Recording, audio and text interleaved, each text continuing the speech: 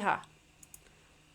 For some reason, the issue at hand is absolutely that my microphone was registering as some random input device. Like, it was like Eh, a string of letters and numbers. I don't know what it was. Our local cat has decided that he would like to be here in a way that is peaceful and does not cause war, so we will take it. so he's not trying to climb onto your face anymore. No, he's done. He's done with the face climbing and the begging. Mr. Conehead McGee here, I think, is the issue. Is he's begging me to take his cone off of him, and it's not happening until But his scab is gone entirely and there's hair. he's such a good lamp, though. Why would you want to change that? Right? He doesn't. He doesn't agree. He doesn't agree. Well, good thing his vote doesn't count for anything because he's a fucking cat. And on that note, welcome back Hello, to everyone. Dragonbone Archives. We are doing our episode of Goblin Lit. I don't have my fidget. What'd you do with it, Roman? Did you throw it on the floor again? Fidget with the lamp cat. Just keep No, on twisting the lamp round. It'll be great Did fun. you see that there's like a children's book? This is topical because it's books. There's a children's book called Cats Are All Cats Are Autistic. Okay. Because mine is definitely autistic, and when you pet him too much, he gets oversensitized, and then he turns into a giant bitch, just like me. I He's just mean, like me for real. I feel you. Okay, I you have a find your rock. fidget. I will do the intro. You find the fidget. You found the rock. Good. This month we are talking about Speedrunning the Multiverse by Ad Astra. We Great did not minds. rehearse that. That was just magical. So it's a book. It's certainly a book. It was not originally a book. It was originally a serial on Royal Road, and it kind of shows when you're reading the book that it was originally a serial as opposed to something that was designed to be in novel-sized chunks. So the first book I would say is probably maybe the first arc, Definitely. and it's a book. It's got some cultivation elements. It's got a little bit of a lit RPG influence, but it's not too heavily lit RPG.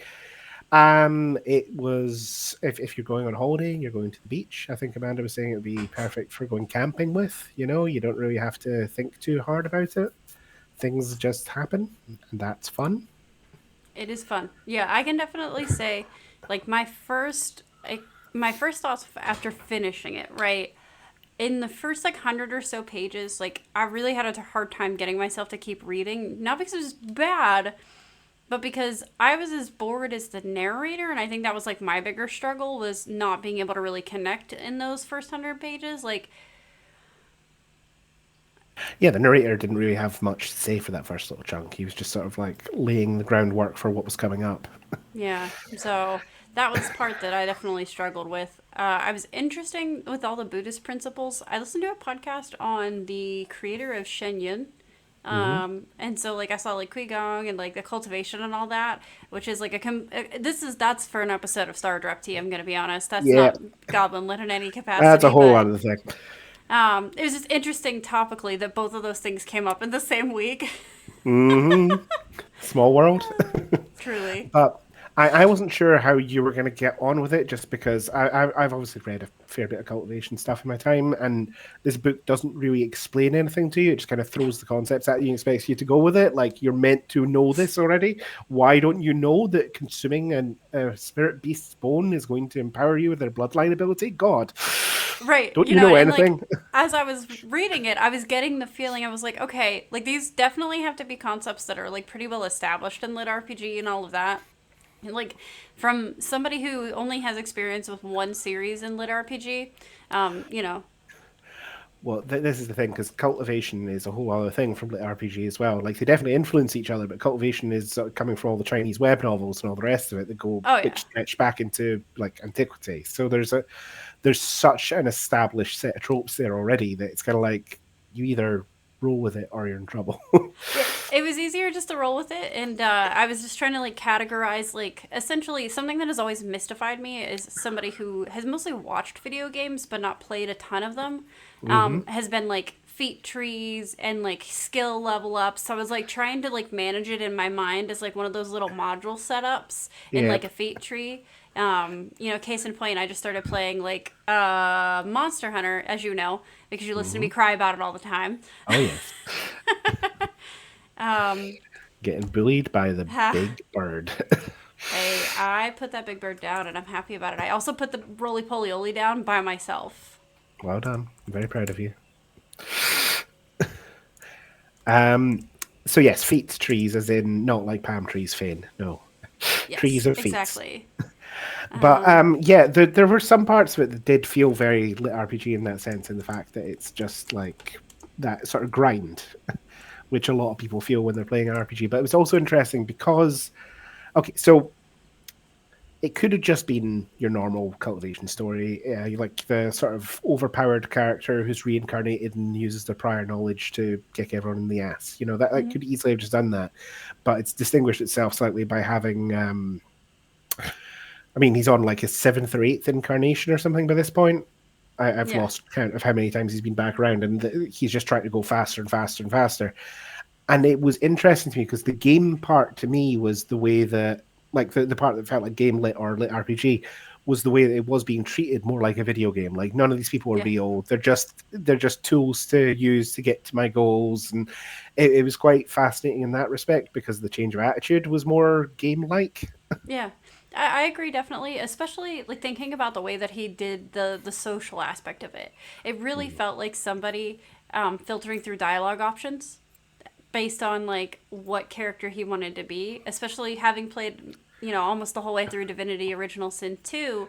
It definitely felt like the dialogue options that you see there. Hmm. So I can see where my knowledge of video games helped me to understand the hierarchy of this, and without that knowledge, I would have been completely lost. I think that's maybe the barrier for entry for a lot of people with lit RPG as well, just because you do kind of have to have some grasp of how a game works before you can read a story about a game and find it entertaining. Hmm. Because I firmly remember when I first had a lit RPG story out, someone gave me a scathing review saying, "Why would anyone want to read this? It's just like playing World of Warcraft or something." And then, of course, all the people that actually really liked lit RPG were like, "It's just like playing World of Warcraft. Oh, great!" Perfect. Let me pick that up. Exactly. So, but I think that it in the execution of that, it felt really natural. It felt very like it didn't disturb the overall reading of the book to have the progression pointed out as things went on, Mhm. which I think could be something that could easily be disruptive for a reader. So Absolutely, yeah, I thought that part was done really well. yeah. It was very smooth, and yeah, it did have that sort of gaming element to it, but most of it was just the overall concept, I suppose. This idea. Well, I mean, I think since we're talking on Twitch, probably most of the people here know what video games are, and most of them probably even know what speedrunning is. I'm going to go out on a limb, but Just a little limb. just going out on a limb here. But as a concept, speedrunning is obviously just trying to get through a game as quickly as possible. Like you're trying to get from the start to the end quick, quick, quick, quick. And Mhm. typically, when you're watching real people who do speedruns, they're going through the exact same experience every single time. They're just perfecting the route that they're traveling, ways to cut corners. Whereas in this, it's obviously more like the experience of someone playing a roguelike game where it's all random every single time. You have no idea where you're going to end up. And it's only because they have this superior knowledge of absolutely everything that they can use that knowledge to speed their way through. So in a weird way, it's very unlike speedrunning while also being about speedrunning. Yeah, definitely. And I don't think you're wrong, especially Sorry. like he's talking about speed running and things like that, and like and maybe it was just a setup. I'm not sure exactly which part of it. Like when I abandoned the speed running part of it and just enjoyed it for like a story that's lit RPG, I feel like I Mhm. got more into the story of it. Like I Definitely. think that the speed running could have been a really effective stakes tool if it was employed in such a way that was meant to be concluded, or rather, for the stakes to be amped up a little more intense. Mhm. If there was some sort of something, some reason to speed run other than the enjoyment of speed running. Yeah, but I think that's very much the problem. It's very like everything he's doing is just for his own amusement and enjoyment, and it's kind of hard to. I mean, There have been some pejorative terms tossed around about the main character in chat just now, and yeah, he is a bit of a sociopath. Yes. Yes. Like, Like we joke about it, how it's a game, so it doesn't matter how he treats people and all the rest of it. But these are real people within the context of the world. He is treating real people like shit. yes, they have sentience and they're not like pre-programmed, and thus, when we get into that point, it's like, well, it's kind of fucked up, man. That's real fucked up, you know? It's real fucked up. Yeah. Like, I think though, if I'm gonna be honest, the biggest crime of this novel is that this guy's lived so many lives and so many worlds, blah blah blah, and our main character is a straight man. Like, I really think that was the biggest crime of this novel. I mean, you say that, but he has lived through different lives as women. We know that from the start sequence. And we also, I mean, you were telling me earlier on, like just reading the description, that ain't a straight man's description. Like, No, oh, no. his big I know strong what one arms. woman in this whole book looks like. One woman in this whole book, and it's his sister. And all I Mhm. know is she looks like an Amazonian warrior. Which, by the way, the one thing that did disrupt it were the essentially IRL references of things. Like he said Mach speed at one point, and I was like, How do you know what mock speed is? But that's a problem with like lit RPG cuts around that by making it have people in the real world playing a game. yeah, Whereas when you get into cultivation and stuff, it's just kind of like you're just using linguistic shortcuts that you shouldn't have. yeah, pretty much. So like that part, I think was a little bit breaking of the narrative for me, but Mm. mostly it was like, listen, the amount of times that the main character describes Karuk's arms and how big he is and how much space he takes, and that I was like, Kiss him. you're a fucking homo. Just kiss him. Just get it over. And Hento, yeah, and Hento, his Hmm. descriptions of him, right? I can tell you what every male character in this book looks like. Like I can clearly picture them. I didn't even Hmm. know the chieftain had a fucking wife. I didn't even know Rust had a wife until the literal end when they're gathering herbs outside of the oasis, Hmm. Oh, the right? pond or whatever it was. Yeah, the sinkhole. Listen, this is not no. We need a soundboard because I'd like to have one that says "Homo alert." We're going to need it for basically every book we read, either because there is something in the text or there's something that's not in the text that we're putting in there. I was like, what is happening here? He's like referencing like all this. He's giving it like almost the James Bond treatment. Yeah. Fane is saying characters are referenced as they're needed for the plot, not in the advance for world building. Yeah, absolutely. Essentially, But dialogue I feel choices. like that also comes, yeah, dialogue choices and also the sociopathy. Like people, unless he actually has to interact with them, he doesn't give a shit. And the only Yeah, reason he cares about the ones he's interacting with are like, how do I turn this to my greatest advantage? right.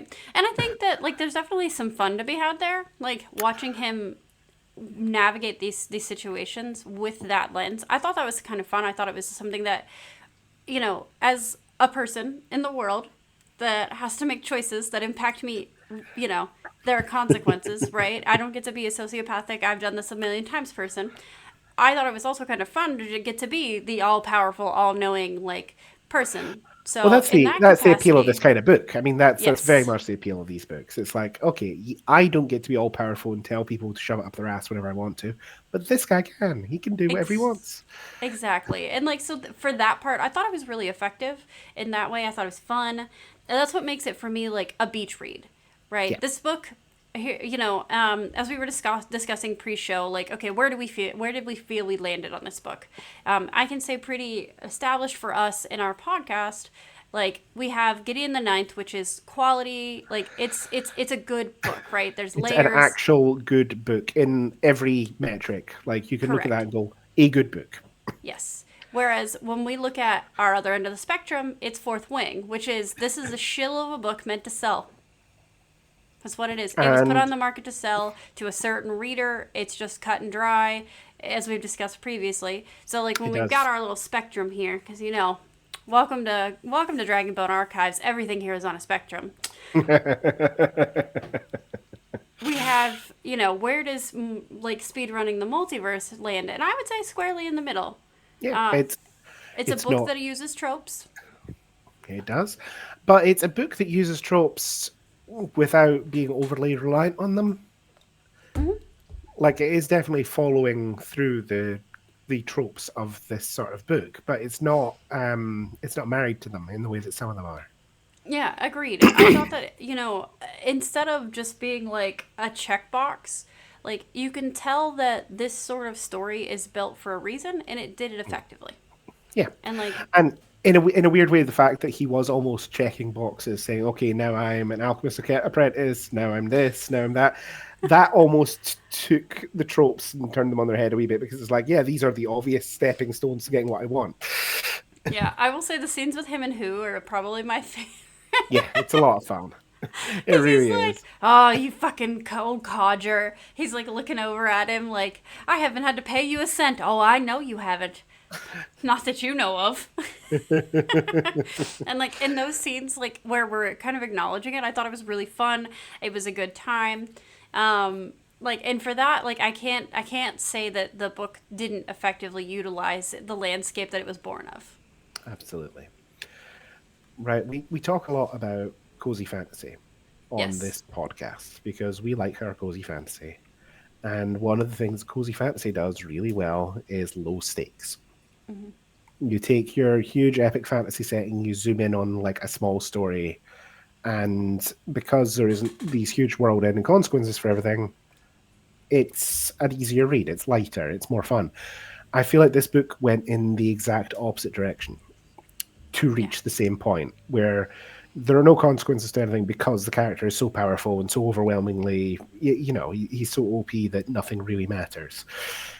Like, what's his worst case scenario? He's reborn. And the thing is there was that moment, and I don't remember which character.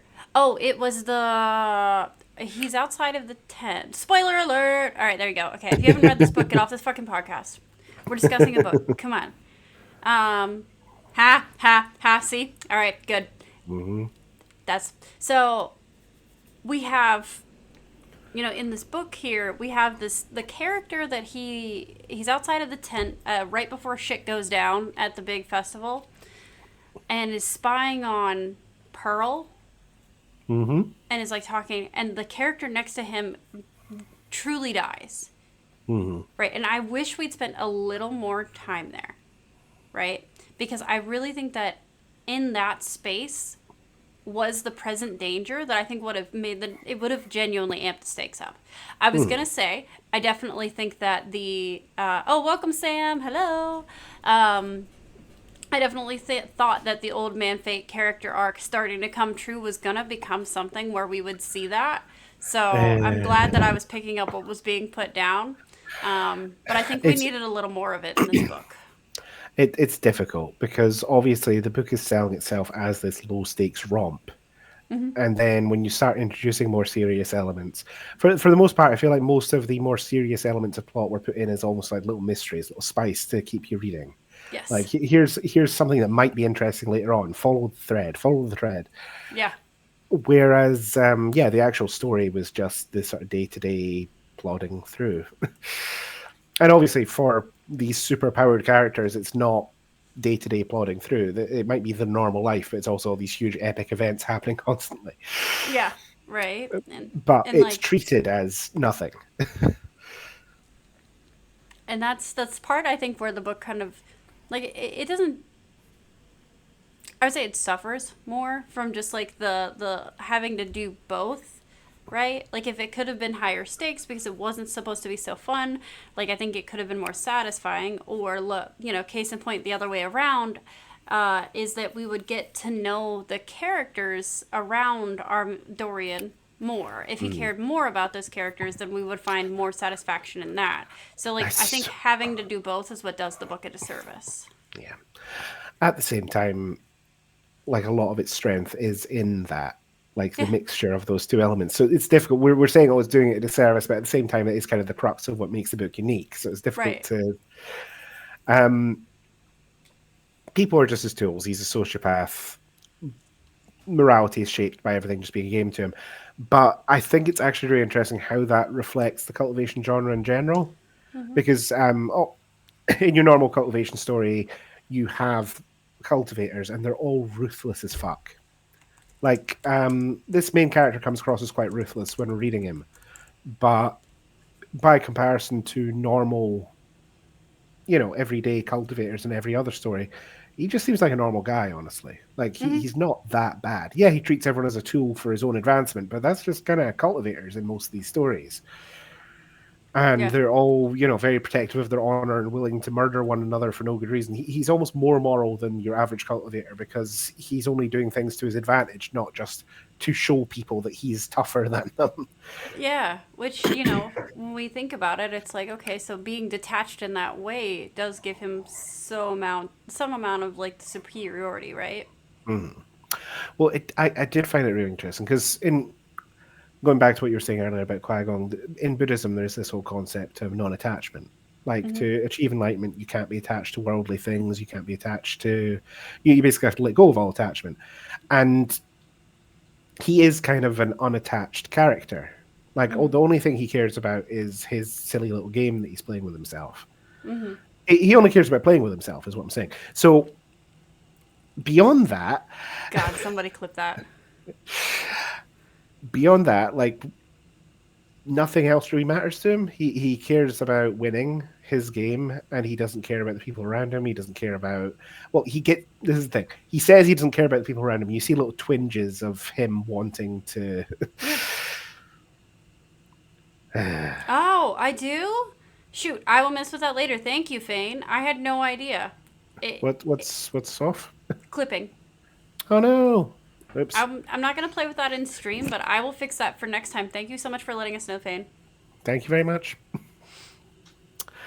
Yeah, so it's an interesting.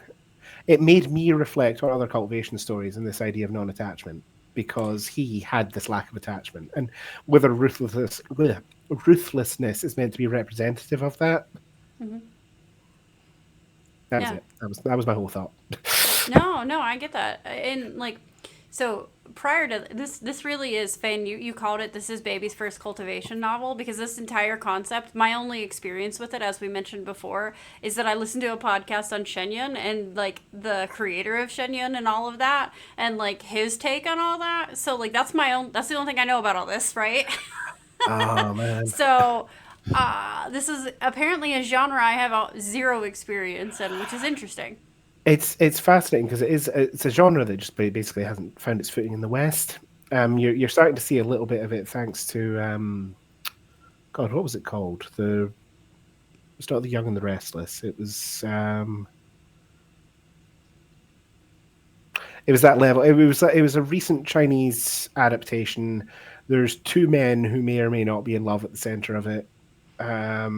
So all of the it's had like some decent mainstream success. It's been on Netflix. It's what the frick is it called? The Demon King something or other.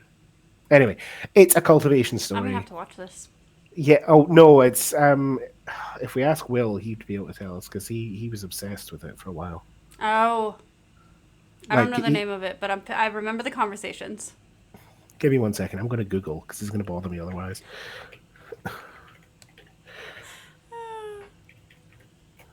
Well, while you're googling, Hmm.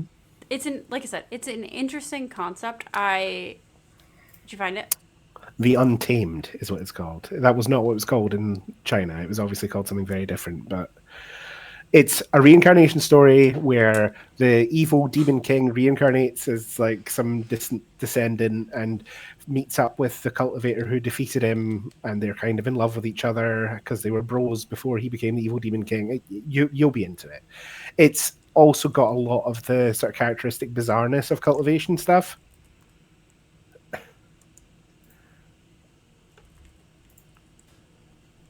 Is that your first what movie? Ah, I see. No, that is not my first what movie. Not even my first 100. Anyway, Anyways, it touches on a lot of the weird cultivation stuff without digging into it the way that cultivation books do, or web novels, I should say. yeah, I But think that, but I feel like for me, and this might just be a me thing, I kind of don't mind that it just was just like this is what it is, right? I feel like if we had taken all of the time to establish this sort of stuff, I probably would have been less happy yeah, reading the I book. suspect you would have enjoyed the book less without that novelty to it. Mm-hmm. Whereas for me, of course, I'm reading it and going, yeah, this is the usual stuff, but it's got little twists on it. Mm-hmm. Whereas you're getting to experience it as new stuff, which I Mm-hmm. think would be a lot more enjoyable. So maybe it Definitely. should be Baby's first cultivation novel. Yeah, baby's first cultivation novel. We love that. We love that for us. Beware of chicken. Fane saying beware of chicken is Y- the yes, what they're thinking of. yes, that is. That's another Western cultivation novel, which seems to revolve more around overpowered farm animals as opposed to the traditional cultivation thing. But yeah, it's as Fane's saying, it's got quite a high barrier for entry as a first book, but Mm-hmm. I've heard nothing but good things about it. But it's again, it's a sort of spoof on the genre as opposed Mm-hmm. to being a sort of demonstration of the genre. So anyway, sorry, going off on a tangent about cultivation here. No, it's okay. Um, how do you The one thing create? I kind of wanted to talk about before we move Mm, away from it, and when we talk about cozy fantasy, because this thought came to me and I didn't write it down, and then we were talking and it started to kind of marinate, is that like so when we compare cozy fantasy, one of the things that I think that Freerun does really well is to have a character that's really overpowered in a way that's very understated. yeah. And so I thought it was interesting because this is definitely the opposite of that spectrum. We have Free Rin, who is constantly suppressing her own power for the sake of suppressing her own power. And then Mm. we have this guy who's doing it because he's trying to Slip under the not radar, I garner suppose. too much of the attention of the heavens too early. Yeah, Right? And so the stakes are different, but I thought it was interesting the difference there between the two characters. absolutely, because they are both they're starting from the same place and ending in the same place, but the reasoning for getting there is completely in opposition to one another. Yeah. So And yeah, I think that made it a compelling read forward was the difference there between those two sort of concepts. absolutely. No, Also, there's definitely a strand, I think, of the novel's pacing, which is when is he gonna finally let loose and just fucking like throw some weight around? Like yeah, the whole book, you're like, all right, come on, let's break some and shit, let's do break something. some Come on. shit, you know. And then we finally get there, and like it was definitely a worthy payoff. And I can see where like our next book's definitely gonna be. Oh, look, what is it? What was the quote? Hold on, I'll scroll back into your notes. My old nemesis, the consequences of my own actions. Yes, he will have to deal with what he has done and the fact he's revealed and all the rest of it, and that's fine. But at the same time, it's also Cultivation loves a tournament arc, and we've already established it's going to be a tournament right off the bat Mm-hmm. before he even like it was the first thing out of his mouth. It's like, yeah, it's going to be a tournament. It's definitely going to be a tournament. There's no question about it. Yeah, But yes, true. Yeah, that's really it. Is when does he get to the next level? It's definitely a good way to hold tension. but that's it's also how the genre works. Like lit RPG and cultivation, it's all about pushing forward and getting stronger, and how will he become stronger, and what exactly is going to happen, and that like throughout this whole book, you were never looking at it going, what's going to happen? Like, Yeah, is he going to survive? Is he going to win? You were looking at it going, so how is he going to exploit these overpowered, ridiculous things he's got to his advantage to win? yeah. So it's more of a how done it rather than who done it. I think you're right there. I think one of the things that I thought was really interesting for me was the moment in which he went back for his sister in when he got the bone. Yeah. That was like a moment where I thought that as a character, like you see him become more human, and Mm, it was more compelling because of that.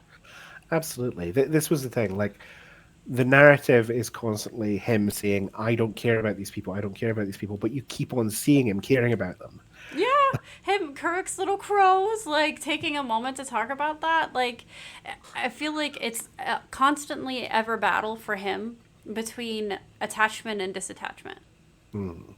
Because he's obviously trying to be completely unattached and just focus on his goal. Speed run, speed run, speed run. Speedrun, speedrun. But at the same time, he's surrounded by people who have their own lives and are out here trying Compelling. not to have an emotion. Exactly. Out here trying not to have an emotion throughout the entire course of the book, Mm-hmm. desperately trying to just stay focused. And every time he slips up, that's when he becomes enjoyable.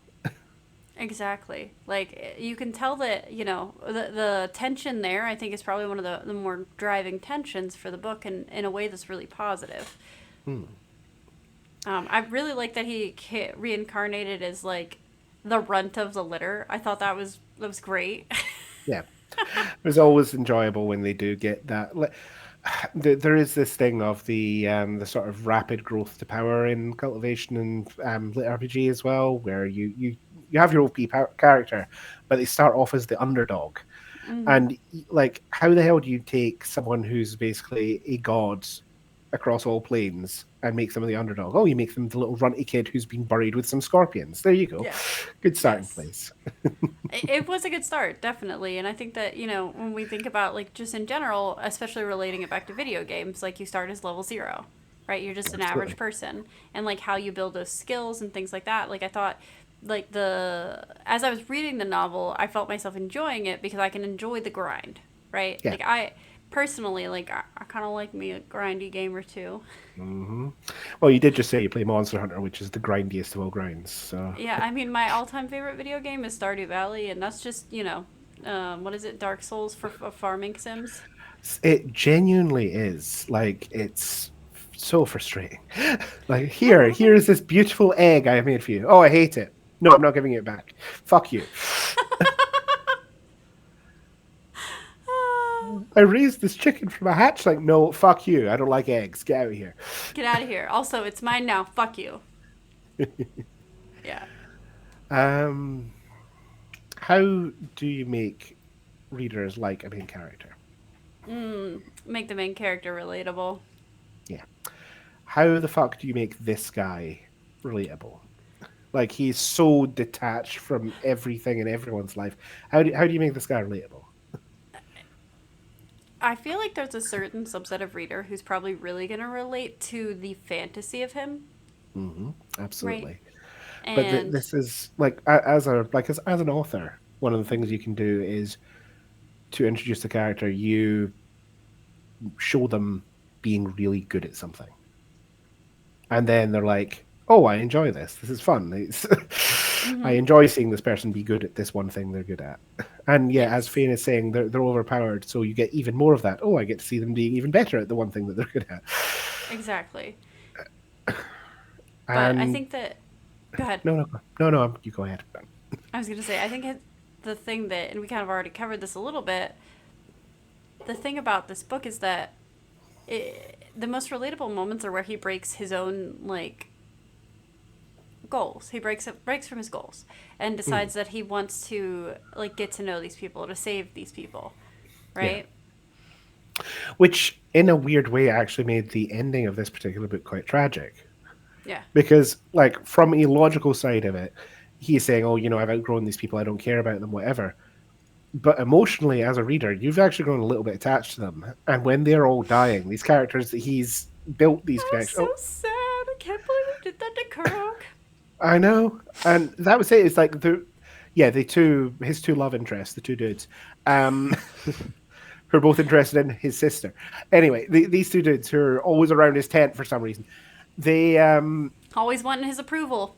and then Yeah. when those two died, it was like, shit. This is actually the end of this part of the story, which is obviously why it was written that way. That's the cutting off point. We move on from there, but dear God, it's like we as readers have developed emotional attachment, even if he claims not to have. And let's be honest, when you're reading it, he has.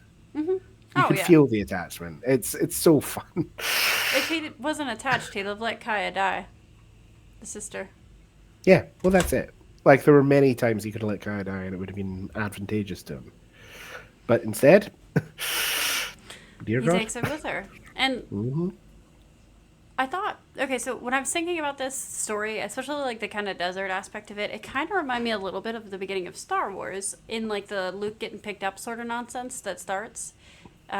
I'm I have very limited experience with Star Wars, so if I get things wrong, please leave us comments about it because I would love for you to engage in the algorithm for me. But just like the breaking away from the existing tribe and like stepping out, right? It felt like a really natural space, especially like he hinted at like, oh, a better life in the Oasis, and then going to take Kaya with him. Like those notes, they felt like they had happened before in that way. Like it reminded me a lot of that, but it felt like it was a positive the way it was done, because obviously Mm. we have to, when we talk about making fantasy characters in general, well, like normal people don't go off and fight dragons. It's just not how it No, goes, right? no, So there's also the part where like he kind of does have to be a little bit of a sociopath to abandon a comfortable life as the now alchemist, the now alchemist yeah, apprentice. Sorry, my brain stopped working for a moment there. I was nope, buffering. no. Boop boop boop boop. I saw the little circle spinning. It's cool. Thanks. But yeah, no, that's it. Here is someone that could just quite easily live a little comfortable life.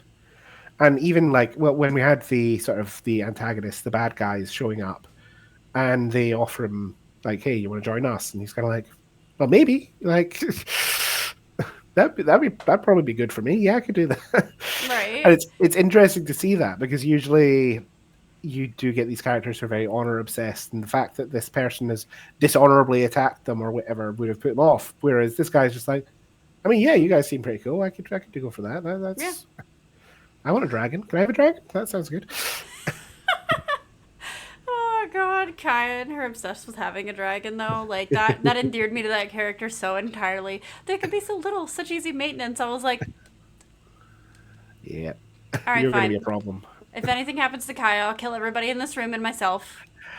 Well, apparently the main character got to that point as well. You know, if anything bad happened to her, he would abandon the entire tribe, swoop down, rescue her from a worm, and then fight everyone because he cared more about his sister than them. Yeah. Which, like, I don't really feel that Ah! was particularly fair. Thanks for the warning, Fane. Appreciate it. We were not going to. Don't worry. She's still trying to convince me to read the second fucking Gideon the Ninth book. I liked that one, so you're gonna have to do better than middle of the pack to get me to pick up a second book. I'm sorry.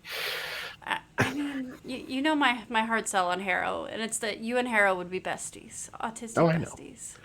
I am very aware. We both like bones, Yes, and women. and You like bones and women. What more is there to need? that's pretty much it. Yeah. Hmm. I think I'm just having a quick look through my notes on this book, but I think we've actually kind of covered everything I had to talk about. Like, yeah, there was a couple of little moments in this where he was quite funny Yeah, or quite clever or whatever, and that was enjoyable. But the character isn't defined by being a clever person. He's defined by having access to all these incredible resources that no one else does.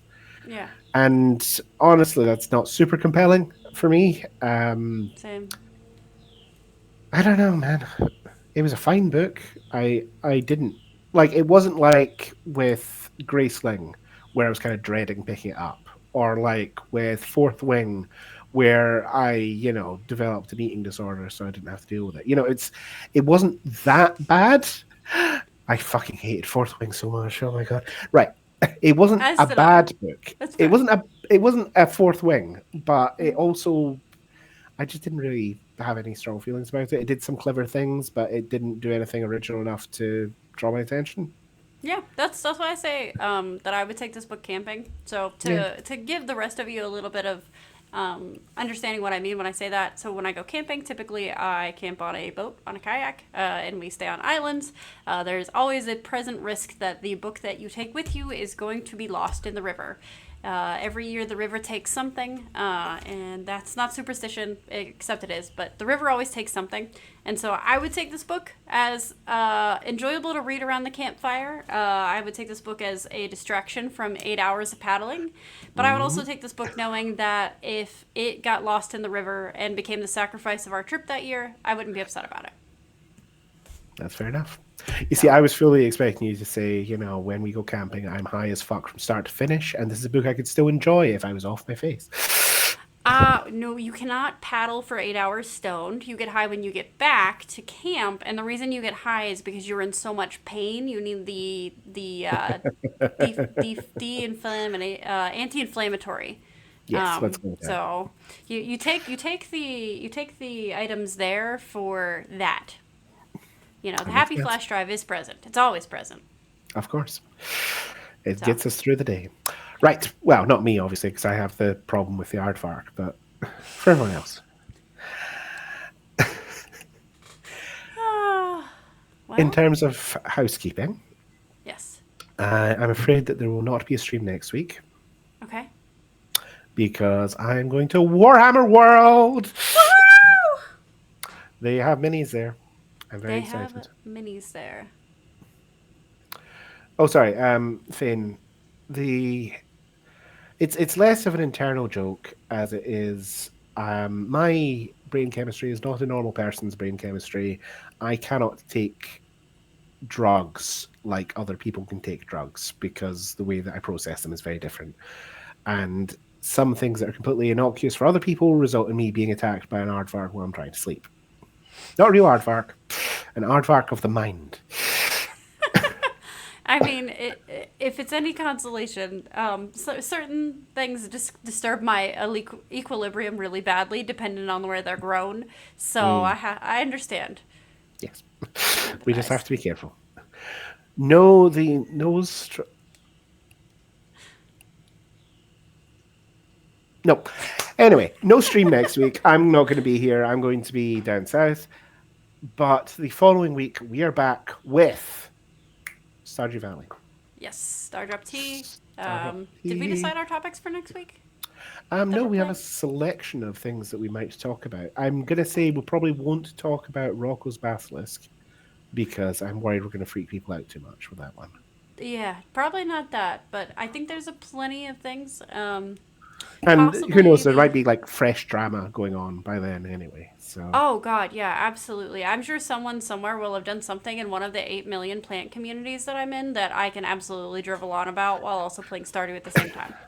oh man, I've got some good book community tea as well. So, Ooh. like from the publishing side of things, a publisher was asking for submissions, and they were asking you to send it to an AI bot to sift through.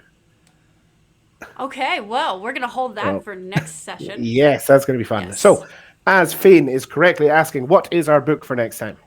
Yes. Amanda, I picked this piece of shit. You pick next piece of shit. What are we doing? No pressure. I think it's time. No, we've already done one of these this year. Come on. No, I'm not waiting till next year. We're gonna have something enjoyable. Okay. I do love Electo Harrow. comes out next year. We'll get to Nona next year, okay? Okay. Okay. Okay. Unless you have something else you'd like to share. Give me a second. I'll look at my Kindle and see if there's anything else on there But that I I say think we might I say actually we do enjoy. Harrow next because I think And that will give us plenty of soup. Plenty of and talk also, soup. and you do love Harrow. Let's see what have I got on here. I've got As some we've more that thoroughly discussed on this podcast, I would love to be Gideon, but I am actually Harrow. we know. God, we know. And God, you love women. I do. I love women.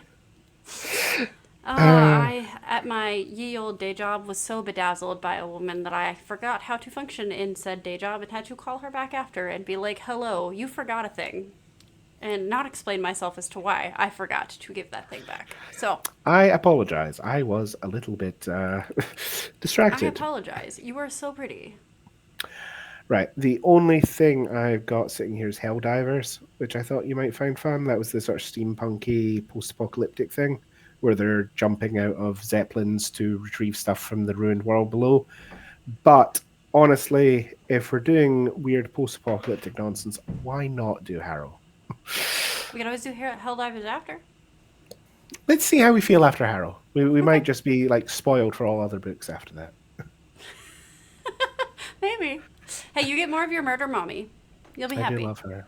I She's very really do. prominent in this one. Electo.